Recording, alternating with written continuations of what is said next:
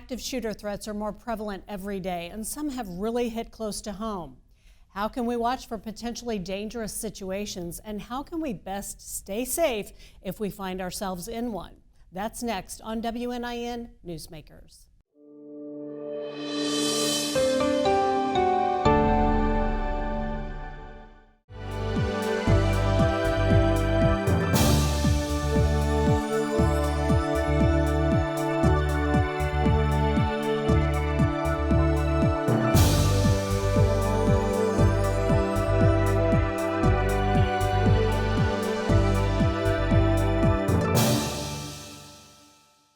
Today we'll be meeting with a few officials to give us some insight as to how to keep ourselves safe in the event of an active shooter.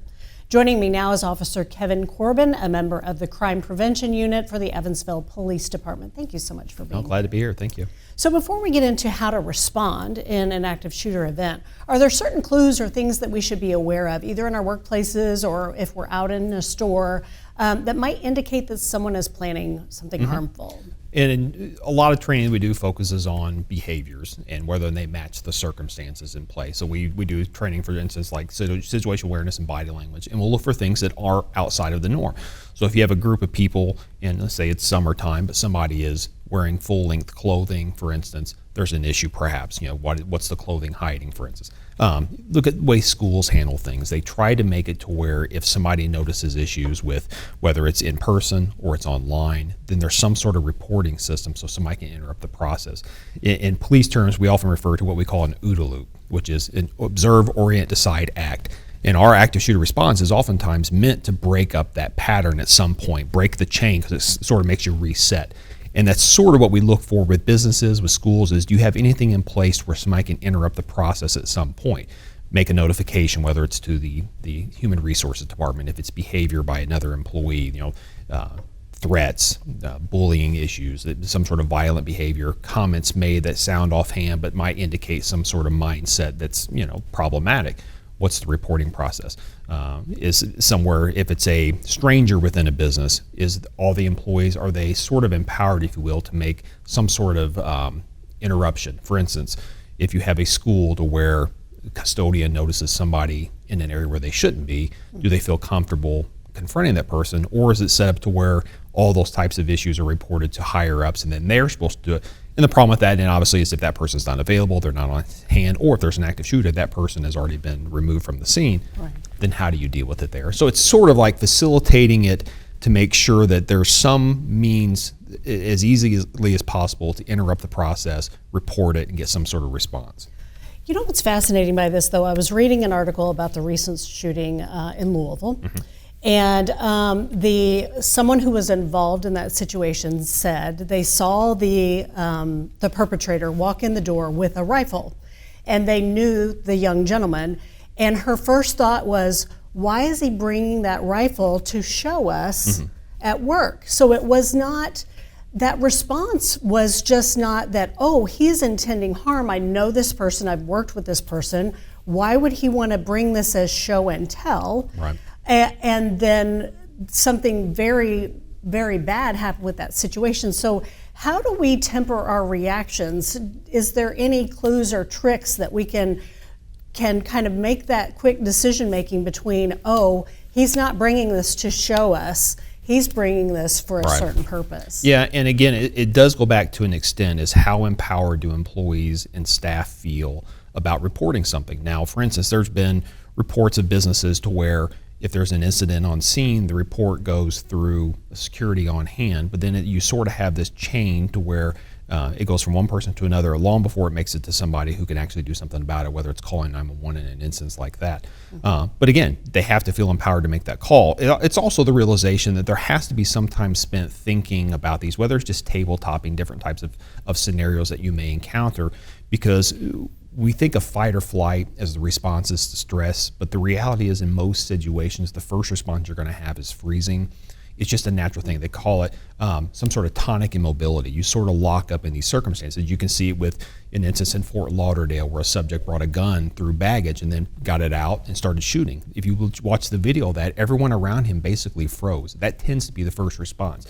If there's not some sort of mindset in place via training, table topping. So in that circumstance, again, have these businesses spend a lot of time talking about, look, if a circumstances arises, what do we do? If you're in a business and somebody comes through one door with a gun, do you know where the other exits are? In that circumstances, again, really teaching the mindset of, do behaviors match the circumstance? Somebody walking in business with a rifle over their shoulder, even another employee at a bank, at a school, that's not normal. Somebody has to be empowered to make the decision of, I'm calling 911. There's not going to be repercussions, negative ones, for doing so if it turns out to be nothing. But it's better to be safe and have sources coming than not take an action, and when you needed those things, and not have them available. So really, even it doesn't matter what kind of business you are, you should be having these conversations at work with your employees. Right. Whether you have a couple of employees or a couple of hundred of employees, you should be having some conversations about how to react in a situation. Absolutely. Like there has to be these conversations. It doesn't mean you have to go to the route of the full-out drills of the different types of scenarios. Those can be helpful, although there's been reports and studies that show that with schools, for instance, some of the drills actually lead to higher cases of depression and mental health issues with the students that pertain, they last over a certain amount of time. But if nothing else, tabletopping it can do something to where, again, you sort of have a default now that you revert to as opposed to going into what we might call vapor lock. There was a book called The Unthinkable that touched on a lot of different tragedies and these disasters where there were reports of survivors of others who just froze up in those instances. And for instance, there was a hotel fire, I believe it was in Cincinnati, where a number of people were found, unfortunately, deceased at their table from smoke inhalation. The fire had started way off in the resort, but they had never moved. It's a vapor lock. It's kind of that tonic immobility. And part of doing that is, again, spending some time discussing these types of issues at businesses. What do we do if this happens, to try and get people away from that as quickly as possible? It's a natural default, but you want people to move away from it as quickly as they can. And doing these types of training will help to that end. Well, and so time is of the essence in these types of situations. Mm-hmm. So we talk about calling 911 and those types of things. Whenever you see something like this, you encounter something like this, what should your first response be? Is it getting out of the situation, then to be in a safe space in order to be calling 911? Because I'm sure so many things would go through your mind at the time. It depends, I guess, depending on what role you play in that circumstance. For instance, if you're a teacher at a school, you are then responsible to some extent for making sure the children are safe and the environment is as protected as it can be for them. If you look at it from the ALICE training, which is one of the acronyms for business safety, school safety, the first thing is usually alert. But that raises a million questions. How do you alert? Right. So if you're in a business such as this and something happens here, how do you notify others within the building? Right. If you're in a school, how do you notify others? If you're in some sort of manufacturing facility that's loud, how do you alert in a way that everybody can hear it? Some schools, for instance, have an alert system to where if you pull a fire alarm and it has a red flashing sensor on the wall, for active shooter type situations, they have a blue one. You hit that and then people understand. I can't hear it maybe because of the noise of the facility, but I can see that and I know something's going on. Okay. So alerting is a big issue. And again, that raises a lot of other questions because are you using PAs? Are you using IP phones? Some facilities may have like a lanyard that they pull that sends out a GPS notification to others who have the lanyards that there's an issue and they need to respond or get away. And that kind of goes from there. If you can get away from the threat, do so. I mean, that's usually a big part of the evacuation. If you can't get away because of the circumstances, then you wind up in some sort of a locking down and barricading. And as a last resort, it may come down to fighting. In too many circumstances, when you talk about run, hide, and fight, hiding is fine to an extent, but if you're faced with a threat, there has to be a mindset of, I'm going to defend myself with whatever I can, whether it's using tables to block a door, grabbing anything of weight to use as a weapon. Again, we're talking about that OODA loop. You're interrupting their process, their mental process, because every second you save with somebody, then it's that quicker the response, or that much time you save, the response is coming, you may save lives that way. And if you see you're in the unfortunate situation, if you see that this is happening, you are either injured or you're in a situation where you could potentially fall to the ground. We hear of people acting like they're fatally injured and those types of things. Do you suggest, is that part of the training to potentially act like there's been some type of mortal injury, or is that not what you would suggest in terms of a situation like this? I think, well, just look at from the sort of the credible resources out there. There's not many that would talk about doing something to where you are going to feign injury and death. Because again, if the person does come up and you're just sitting there without any kind of weapons or way to protect yourself, then you're something of a sitting duck. Again, if it's at all possible for you to get away, get away. If you can't, maybe your injury or because the threat is between you and the exit. If there's somewhere you can get a closet, something to barricade yourself.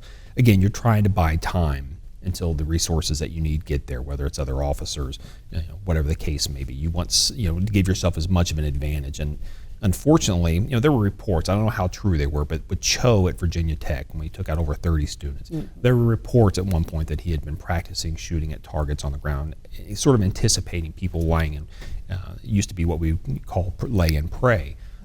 I don't know if those reports are true, but it does make you think about, in a circumstance where there's an active shooter and you're feigning injury, you're feigning death, are they going to move past you or are they not? Right. Because if they're not going to move past you without making sure the people they move past are incapacitated, maybe the better bet was to try and get somewhere and protect yourself, barricading, hiding, something along those lines.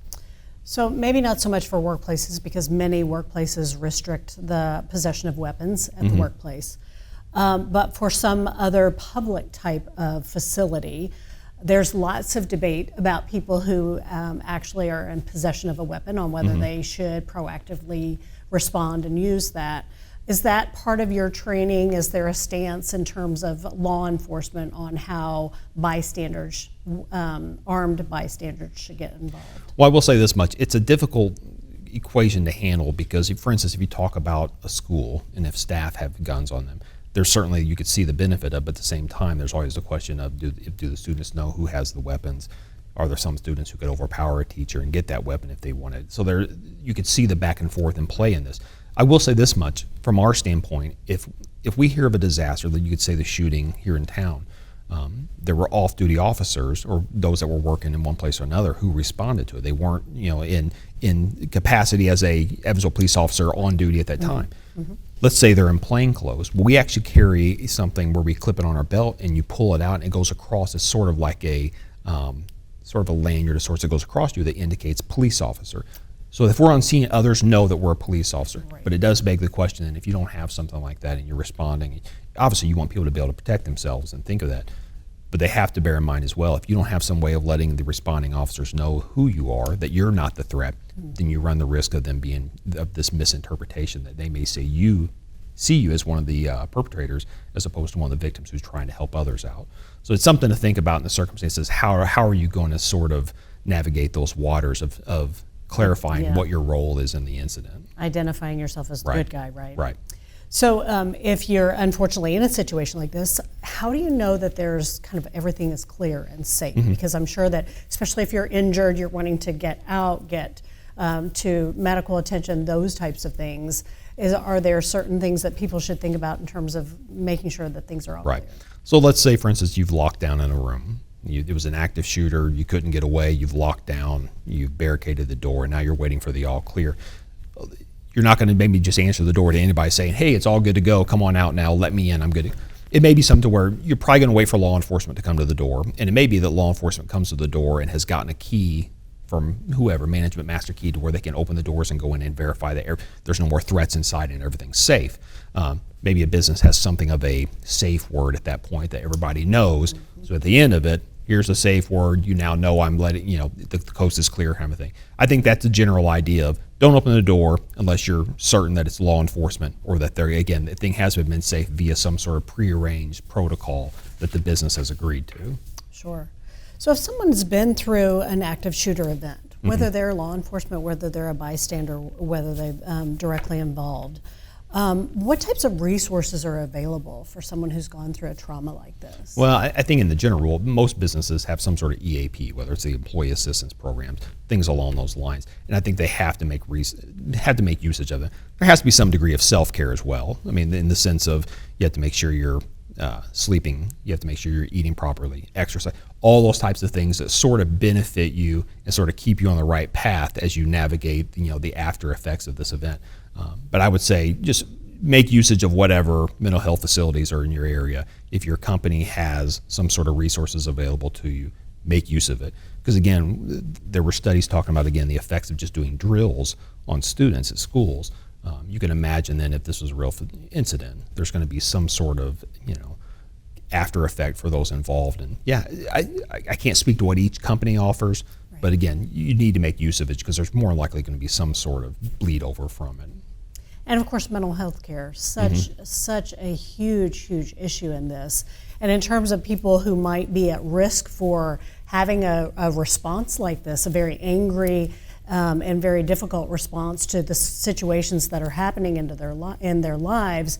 I know that some parents struggle with that. They're trying to get help for their child in terms of the proper mental health care.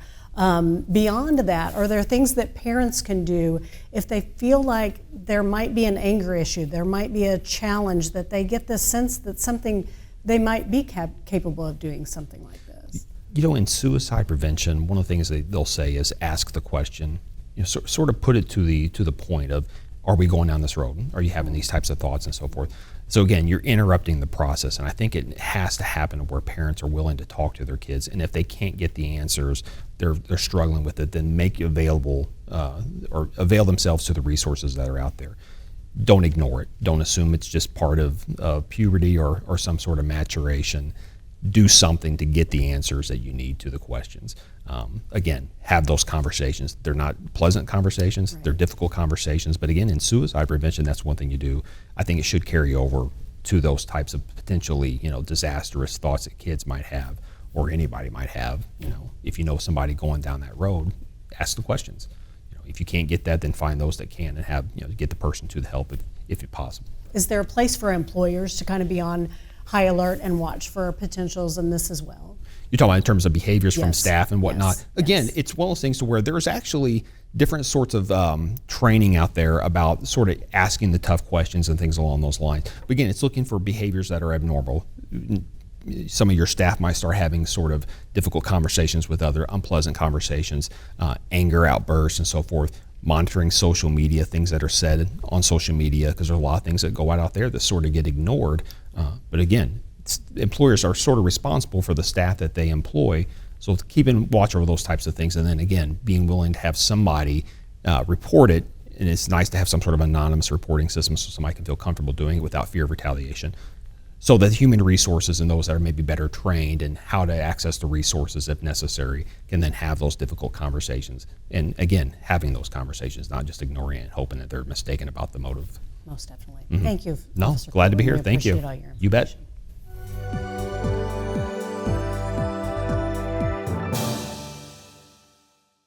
Joining us now is Carrie James, Director of the Evansville-Vanderburgh County Central Dispatch. Thank you so much for being here. Thank you for having me. Again, another topic that we feel like we have to broach, but it's really having people armed with information and ready to respond is the most important thing in these Yes, types ma'am. of situations.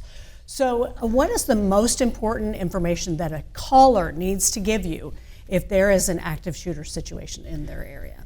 I need to know where you're at. So the first thing I'm going to ask you is what's your location? And you give me the address, give me a landmark, give me the store you're in, the school you're in, where you're located within that building.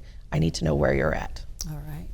And is there other information? Sometimes it's really hard for people who are responding in an emergency to have the appropriate information to even be able to speak. They're so in that freeze mode or the Right. flight mode. What other types of information should they kind of have on the ready? Do they need any type of descriptive information? Yes. Those types of things. Yes.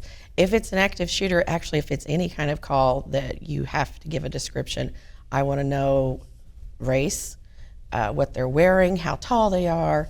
Can you guess how much they weigh? Where are they at in the store? How many weapons do they have? What kind of weapons? That's any kind of descriptive information that you can give us. Everything is useful. Everything is useful. And do you have situations where people call and they mention this type of thing? We've got a shooter in Walmart, for example. Please get here fast. Click. They've hung up. Yes. Do people need to stay on the line with you, write it out, or are those types of situations where people are so panicked and they do hang up, are those useful as well? That's useful to us. We would prefer that you stay on the line as long as you can, especially if it's an active shooter or an ongoing situation. Even if it's a fight or something like that out in the street or in your house or wherever, stay on the line with us. I can't stress enough how useful your information is. You may not think it's useful, but to us it is. So description, location, stay on the line with us. You're not bothering us. That's our job. So we want you to stay on the line with us and let us know what's going on. So in a situation like that, say for example, you have called, there is a situation that's in your immediate area, but you're trying to be very quiet, you're trying to whisper. How does someone stay on the line and not feel like they are putting themselves at risk by being loud, offering information, those types of things? If they're in a situation where they feel in danger, or if they speak loudly they're in danger, we will keep you on the line just so we can hear what's going on in the background, because sometimes that's useful too. You never know what's going on in the background, but if you're listening, you might hear voices, you might hear them cocking a gun, a shot that's fired. And also, if you feel like you're in such a dangerous situation that you cannot speak, there is always text to 911. You can text 911 and let us know where you are and what's going on, and we can keep up a conversation with you that way. Who knew? Well, Yes, that's ma'am. another thing that people need to be aware of. If I am in lockdown and I want to be quiet, I can actually text you. Yes, ma'am. Okay, all right. So whenever you're kind of in that situation and you're trying to be quiet, are you also walking that person through kind of that you're listening and keeping them calm? Help us understand what's happening in your world while you're working on getting help for someone who's in this situation. While I'm listening to what's going on in that phone call, I'm also entering information into our computer on what we call a run card. So as I hear things in the background, I'm entering that information on the run card.